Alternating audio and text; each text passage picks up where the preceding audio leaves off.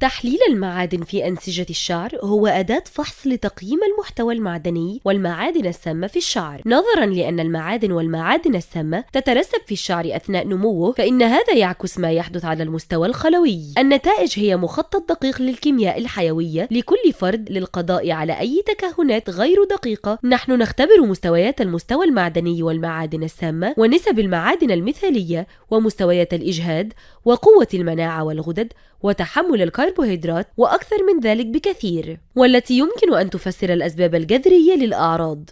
تتمتع مختبرات الأبحاث التحليلية بخبرة تزيد عن 45 عاماً في استخدام الأجهزة الأكثر تقدماً. يحدد برنامجنا بناء على نتائج تحاليل شعرك ما تحتاج إلى تناوله لنوع التمثيل الغذائي الخاص بك، وما هي المكملات الغذائية التي يجب تناولها. حل الأعراض التي لا يمكن تفسيرها في كثير من الأحيان عن طريق التحاليل الأخرى مثل الدم أو البول. ستتلقى أيضاً توصيات لإجراءات إزالة السموم وعادات صحية لنمط الحياة. ينتج عن هذا برنامج شامل لتحسين الطاقة الفطرية لجسمك من أجل الشفاء وتجديد الخلايا وإزالة السموم، وفي النهاية الصحة الجيدة التي طالما أردتها.